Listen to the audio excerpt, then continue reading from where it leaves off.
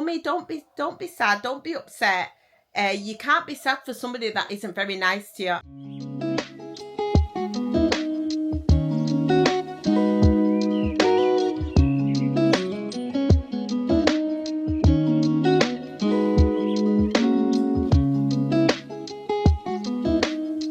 Hey, we're back like we never left.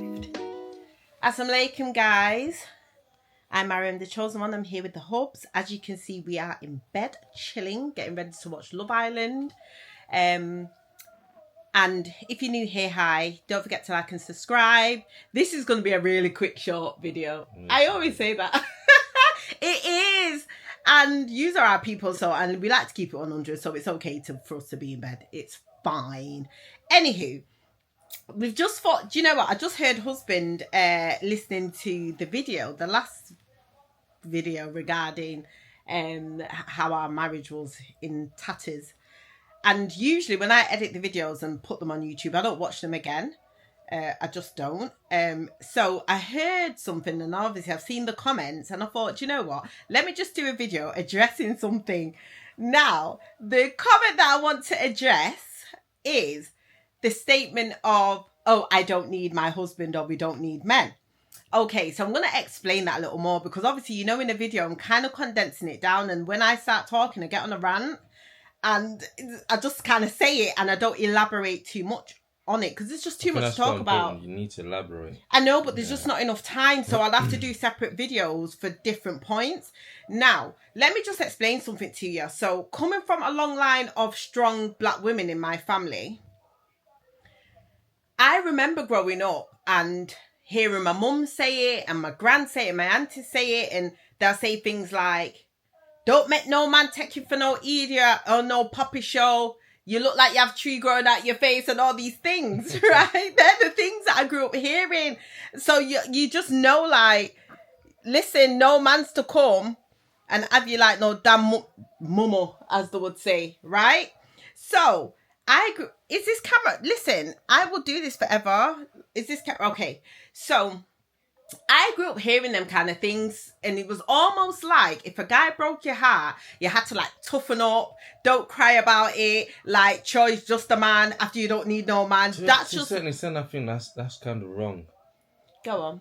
The fact that they told you, or you heard that growing up. Yeah. I think, yeah, you're allowed to be hurt. The women in our family are really strong. Unless somebody dies, that's the only time you'll see them cry. If you're lucky, they really don't.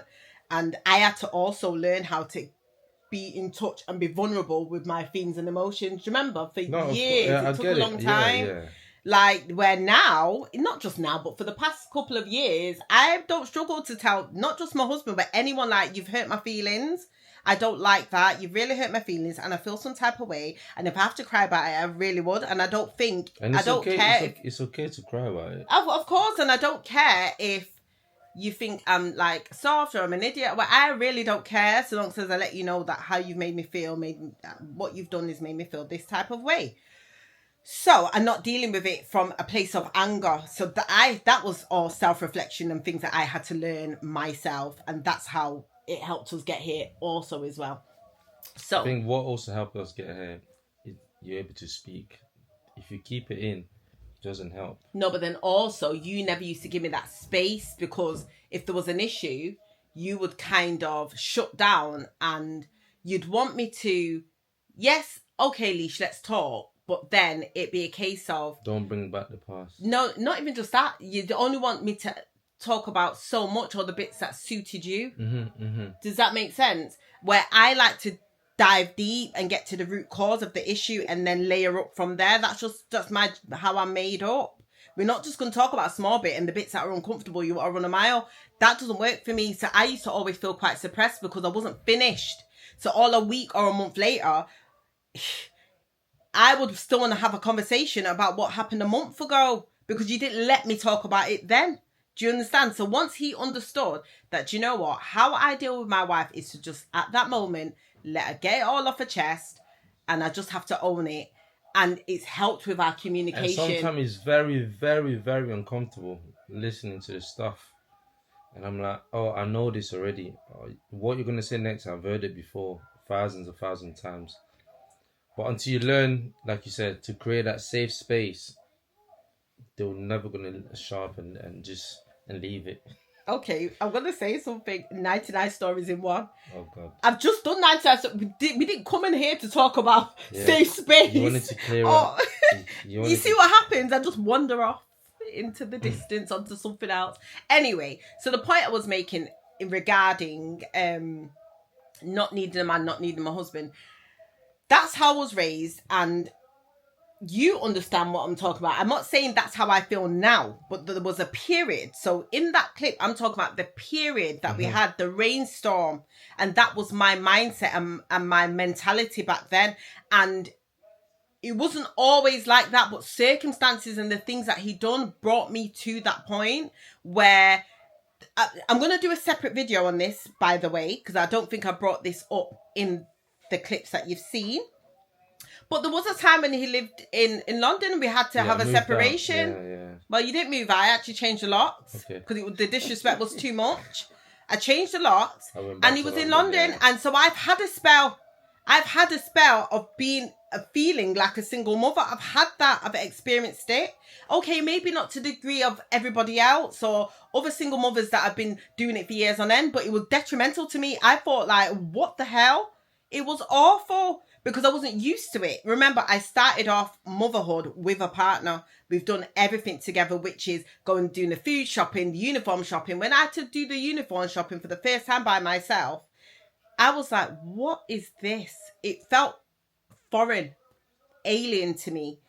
And when I had to go Aldi for the first time, and I remember having the trolley and then having Wintermay's pram, and I was literally like in tears, like welling up, because I had to balance two. And I know there's mothers out there that do it, like hands down all the time. But like I said, I wasn't used to it. And I was like, what the hell? But then when you've got I think Lily, how old was Lily May? Was she like 6 at the time? I can't remember. Yeah, she was young. And I remember coming in from the uniform shop and I was in so much tears because it was my reality. And I remember coming to me and saying, Mummy, don't be sad. Don't be upset. You can't be sad for somebody that isn't very nice to you. And you see, when my kid told me that, I had to straighten up my back. Oh, I had to straighten up my back because my small 6-year-old is telling me, or 7 or however old she was, is telling me she's aware that her dad wasn't kind to me. So he doesn't deserve a tear. And that's somebody young. So that's where that comment comes from, in terms of feeling like, well, do you need a man? Okay, I don't believe anyone needs anyone.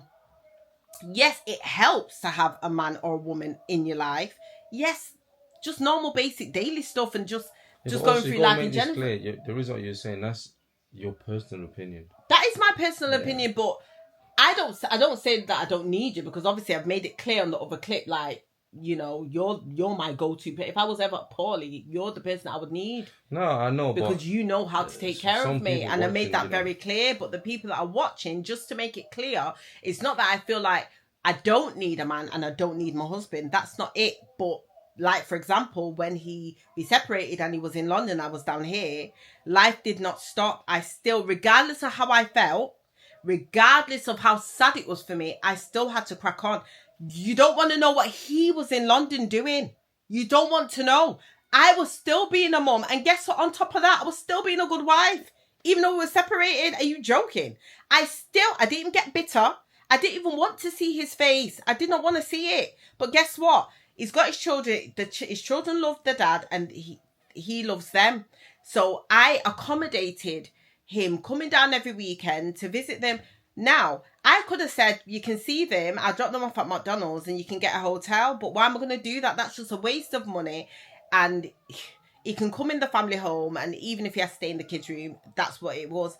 But at that point in time, I didn't know if we were going to get back together or not. The way I normally deal with separating from someone or breaking up is just having a clean break. Like, I don't need to see, I don't need to talk to you until I'm in a place where I'm comfortable emotionally to then be able to be amicable with you, and it doesn't move me in no way. I need to get to that point. That's just how I deal with it. Now, to having to battle with everything that I've had to endure from him and then still see him every weekend for the sake of the kids, it was hard. It was not easy at all, but I did it. I did it, and that was nothing. If I really want to think about my feelings, that could never have happened. Also, when I used to bring the kids down to London to visit you, I also would bring like your lunches for work, because I'm aware that he's used to sitting home comfort. So I know, being back at his parents, he weren't getting no lunch packed for work and different food made every day and like that, things like that. So I still, you know, and when he come down, obviously I still looked after him, still fed him, still washed his clothes. Used to bring your clothes to wash for work and things like that. Bearing in mind, the man gave me 101 bun and was disrespectful pantapai. And then at the you don't want to know, that's for another story. I'm going to tell you why I changed a lot. I'm going to tell you why I changed a lot. So when you see me behaving a certain way, you'll be like, do you know what? You understand now why he's humble at this point. Because the reason why you are humble at this point is because where we've come from and the things that you've done. It's not that I'm just some angry black woman. No, it's not. It's not. Do you understand? So anyway, just to clear up that comment, did you understand what I was saying? You understand what I'm saying, didn't you? You wasn't offended. No, I'm not offended. I just want. Did you understand? The reason why I wanted to address it is because you want people to understand why you said it. Why you said you don't need a man at that time, and going back to even females in my family, they also have that same mindset, but it's also because of things that their partner have done that they're not talking about. I have to disagree a bit on that. Go on. Because what about the younger ones, the very young ones that are coming up? Go on. But they also know, because it's in-house, what's happened, so they also have the mindset of when it comes to that, I think that's a bit of disagree. I think Go on. As a young girl coming up, I don't think I get it. It's what they see, what they hear around the older people that they're around. But I think somehow someone within your family have to be that example to say, you know what, no, it's not like that. I feel like I've broken that cycle though, and I'm going to tell you why I've broken that cycle. Because my mum has always taught me, like, by now he shouldn't be here based on how I was raised. And listen, we were raised with no fathers around because my mum did not play. You mess up once, you're going through the door. That's it. I raised my pitney and by myself. So that was her personal choice, and that's just what I grew up seeing. Now I couldn't naturally, because it's all what I know. Remember, my mum's never been married. I've always known my dad to live across the road and not pay us no mind. We've just been raised by a single mother. I've not seen no other man step in as a father figure. I've just never had that. So it was kind of strange for me at first. Yeah, I commend you for that. I get it. It was strange for me at first, but I feel like I've broken the cycle, because it would have been easier for me to say, do you know what? I will do this by myself. I'm not giving you another chance. We're not going to make our marriage work. That would have been a lot easier. It was harder laying everything out on the table, working through the problems, and bearing in mind, in our community, they like to sussa behind your back. They're not going to tell you to your face, you know, but it'd be like, after what he done, she should back with him, she's got better than me, not me. I'm aware, I don't need to hear nobody saying it, because I know how my people stay. However, I had to ignore that, because don't tell me nothing. I don't want to know. After they use a single, after them or not. Listen, I don't want to know. So I had to ignore that and have a complete different mindset and just think about, okay, I always sit and say, remember I always say to you, like, how did them couples that have been together for like 50 years and 40 years, how did they get there? They must have experienced all of this we're talking about. But what made them get to the end to say, right? Our communities as well, the people that were around, you made a valid point. When they're there behind your back saying, they're not coming to say in your face. No. And you hearing it from someone else once again, it can affect you massively. Do you know what? The only thing that saved me, and that's been my saving grace, is the fact that I don't care what people think. I think you have to get to that stage, to think, I've never cared. I don't care, So that's what's helped, but it would have been easier to take the road, because what I notice is, you see when you're working at it and you're fine, people don't like that, but you see when things are broken and you was in London and everything, they don't mind. you being single, worried, damsel in distress. Oh God, it's something for them to talk about. But I believe that I've broken definitely the cycle of not just giving up and running and working through it and just understanding us as individuals. And we have grown as the years have gone on as individuals anyway. I agree. Yeah. So, just to let you know, no, I don't think I don't need my husband. Like, he definitely adds value to our life and our household and our children and so on and so forth. And vice versa, to be fair. And vice versa. It's definitely an equal effort and an equal plane as it stands. But like I said, I'm talking about in the last clips, we're actually diving deep into how we got here because, like I said, you see us on social. Yes, it all looks nice and glamorous. And we are happy. We're in such a happy space. It's amazing. And I want that for everybody. Literally, I want everyone to experience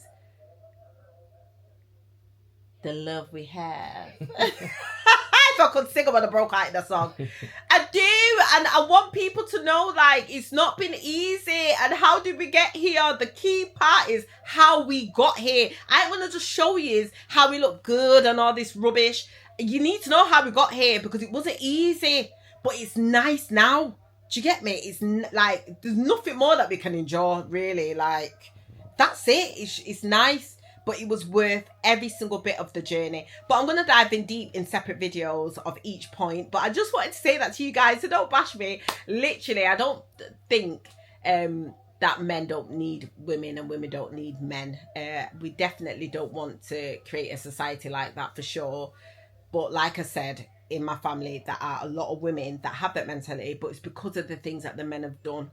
The things, but they don't speak about it. They really don't. They keep it inside, indoors. Let's not talk. But then you just see them being harsh with the man. And you're just thinking, but wait. But it's because the man's done stuff, whether it's not paying the bills, whether it's lying upon lies, whether it's flying God knows where and not even telling your partner, your spouse, your wife, whatever, or meeting up with ex-girl, whatever it is. But they're not speaking about it. You just see them taking control, or all of a sudden, I'm doing this with the kids and I make sure I pay this and I make sure I organize. Well, he's their very separate lives. Like, I know people that are in couples and you have to speak to them individually because they don't communicate with each other. I find it bizarre. I find it odd that they have separate finances. I find it so bizarre. It's crazy. But that works for them, I guess. To add to what you're saying, to conclude, I don't know if you wanted to add. Yeah, we're going to conclude. But I think you should also mention we're not relationship experts. No, disclaimer. Just from our experience. Yeah, for sure. We're definitely not relationship experts. Sit down and start thinking, oh, this is what you have to do, and obviously you do what works for us. It works for us. You know, we're not perfect at all by far, and I ain't no expert, but I'm an expert in what I've endured, and I'm sure a lot of people probably have in a similar way, shape or form. But yes, I'm going to leave you with that for now. I'll see you guys in the next vlog. Don't forget to like, comment and subscribe. And thank you for joining us on another video. Ciao.